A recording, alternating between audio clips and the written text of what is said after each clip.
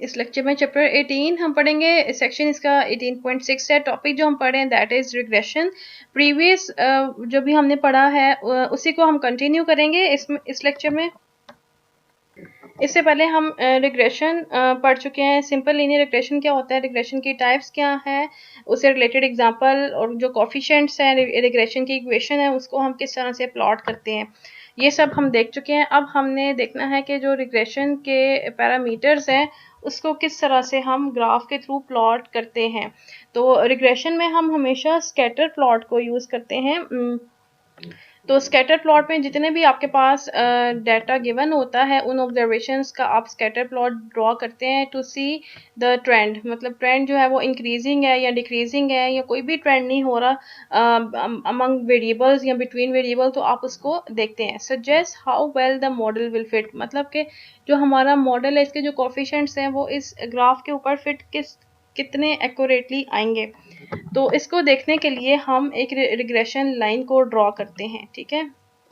सबसे पहले अब वो रिग्रेशन लाइन किस तरह से ड्रॉ करनी है, देखिए सबसे पहले तो हमने स्कैटर प्लॉट बना लिया जिसको ये एक्स ऑब्जर्वेशन एक्स की जो भी वैल्यूज आई हैं और उसके रिस्पेक्ट से जो वाई की वैल्यूज आई हैं उसका हमने स्कैटर प्लॉट बना दिया। ये सारी ऑब्जर्वेशंस का स्कैटर प्लॉट है।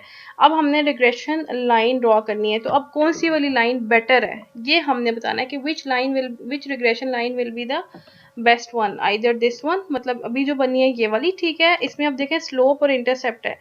अब इस वाली लाइन में क्या है, इंटरसेप्ट भी चेंज हो रहा है और स्लोप भी चेंज हो रही है। तो जो रिग्रेशन लाइन इसमें सूटेबल है वो हम डिसाइड करेंगे। अब इसमें देखें बैक पे अगर आप देखें इंटरसेप्ट भी चेंज हो रहा है, स्लोप भी चेंज हो रही है। तो ये regression line we can not decide by our mind, मतलब हम अपने माइंड से डिसाइड नहीं करते, हमने कंप्यूट करने होते हैं रिग्रेशन के कोफिशिएंट। बेस्ट फिट का मतलब क्या है, बेस्ट फिट का मतलब ये है कि difference between actual Y value और प्रेडिक्टेड वाई वैल्यू। हमारे पास एक तो एक्चुअल वैल्यूज होंगी और एक हम प्रेडिक्ट करेंगे या एक्चुअल ऑब्जर्वेशन होगी। इन दोनों के दरमियान डिफरेंस क्या है वो डिटरमाइन करेगा, दैट इज बेस्ट फिट। और ये कम से कम वैल्यू होनी चाहिए, मतलब इन दोनों के दरमियान कम से कम डिफरेंस आना चाहिए एक्चुअल और प्रिडिक्टेड के दरमियान। सो स्केयर एरर, सो हम इस वजह से एरर टर्म का स्केयर लेते हैं बिकॉज कभी कभार अब ये वाई आई जो है that is actual Y value और वाई आई हैड जो है ये प्रिडिक्टेड है या जो हम प्रेडिक्ट करेंगे, ठीक है।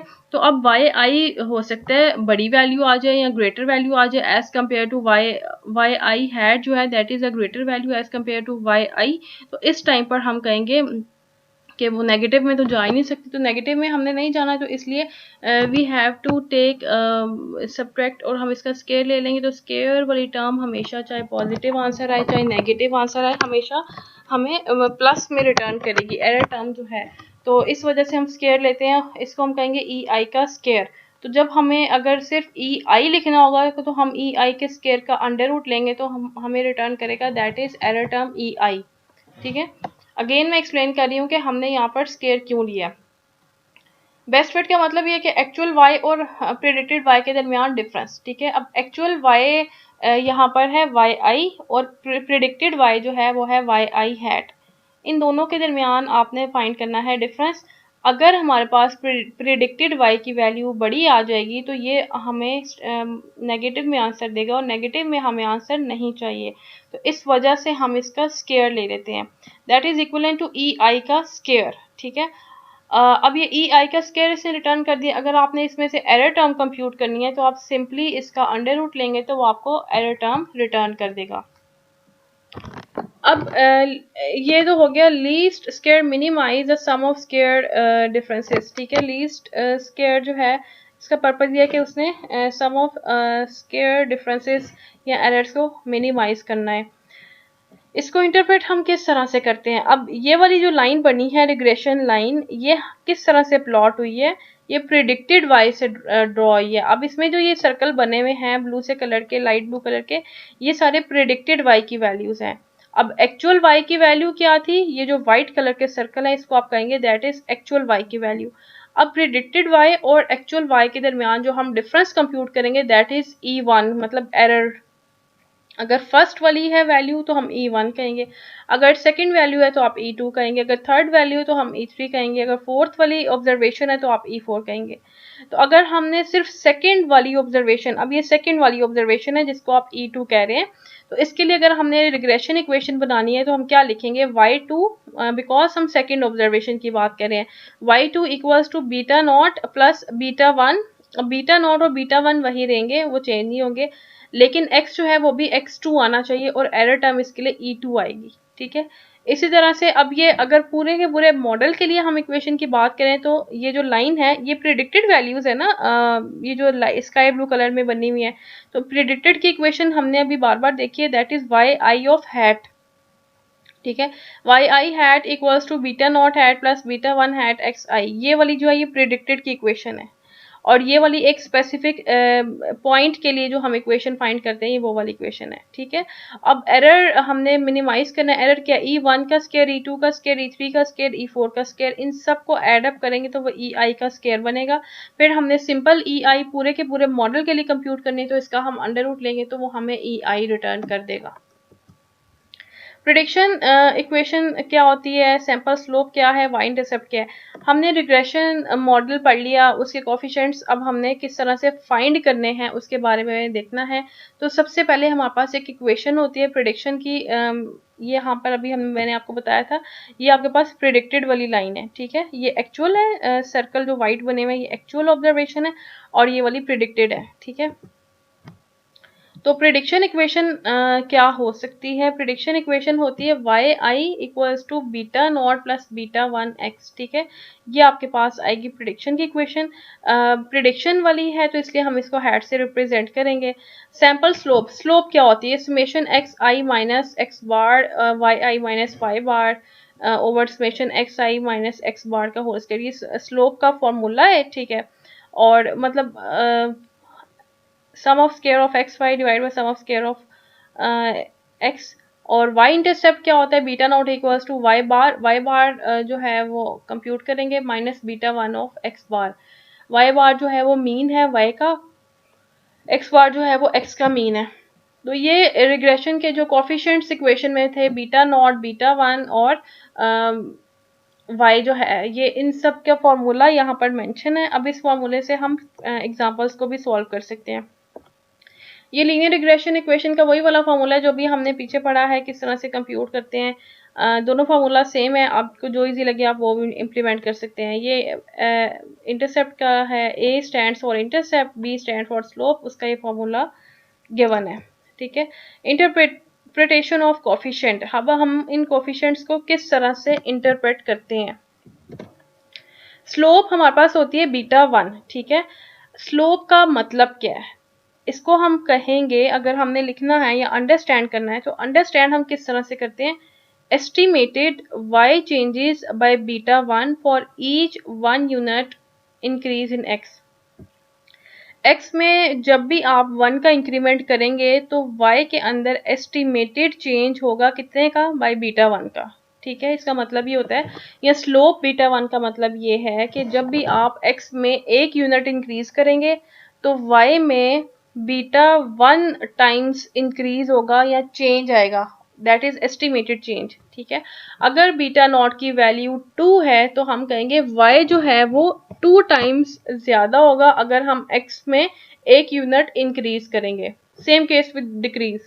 ठीक है, अब y इंटरसेप्ट होता है बीटा नॉट, इसको हम किस तरह से इंटरप्रेट करते हैं, एवरेज y इंटरसेप्ट का मतलब ये है कि x जब हम 0 करते हैं तो y की वैल्यू क्या है, average value of y when x equals to 0। तो अब आप देख सकते हैं कि स्लोप में हमने कहा था एस्टिमेटेड y की वैल्यू, और y इंटरसेप्ट में हमने कहा था कि एवरेज वैल्यू क्या होगी y की।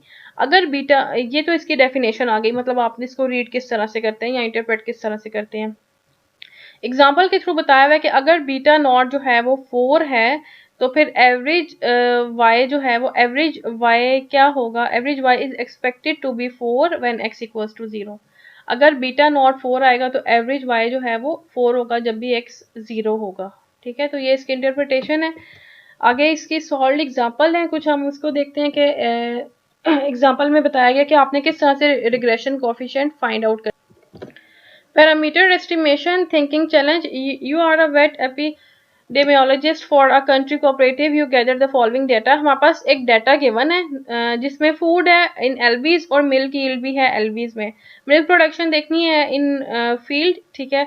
What is the relationship between cows food intake and milk yield. तो हमने रिलेशनशिप फाइंड करना है between food intake and milk production. तो एक मिल्क यील्ड गिवन है, उसमें हमने इन दोनों वेरिएबल्स का रिलेशन फाइंड करना है. टोटल हमारे पास कितना रिकॉर्ड है ऑब्जर्वेशन है 1 2 3 4 ऑब्जर्वेशन है. ठीक है. सबसे पहले तो हमने इसका स्कैटर प्लॉट ड्रॉ कर दिया कि भाई there is a sort of relationship exist और नॉट. ठीक है. तो स्कैटर प्लॉट बना दिया. अब इसके बाद हमने इसके कोफिशिएंट्स कंप्यूट करने हैं. तो कोफिशिएंट कंप्यूट करने का सबसे आसान तरीका ये है, यहाँ पर आपके पास x i y i stands for observation. ये आपके पास ऑब्जर्वेशन है. एक्स आई का स्क्वायर जो भी है 4 है तो 16 होगा, 6 है तो 36 है, 10 है तो 100 है, 12 है तो 144. वाई आई का स्क्वायर क्या होगा, जो भी वाई वाली वैल्यू है इसका स्क्वायर है. 3 है तो 9 है, 5 है तो 30 है, 6.5 है तो 42 है, 9 है तो 81 है. अब इन दोनों को मल्टीप्लाई करेंगे. यहाँ पर 4 3 12, 6 5 33, 10 मल्टीप्लाई बाई 6.5 65, 12 9 108. ये हमने वैल्यूज कंप्यूट करनी है जब भी आपने सिंपल लीनियर रिग्रेशन के कोफिशिएंट्स कंप्यूट करने हैं.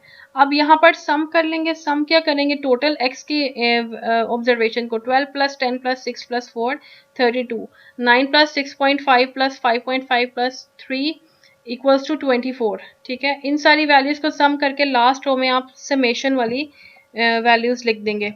ठीक है. अब हमने जस्ट फार्मूला में पुट करनी है. फार्मूला बीटा 1 का गिवन है, यहाँ पर आप पुट करेंगे वैल्यूज. पीछे हमने टेबल में सारी कंप्यूट की हुई है. एन का मतलब यहाँ पर है कि नंबर ऑफ ऑब्जर्वेशन. अभी हमारे पास एन 4 है तो इसलिए हमारे पास नंबर ऑफ ऑब्जर्वेशन 4 आएंगी.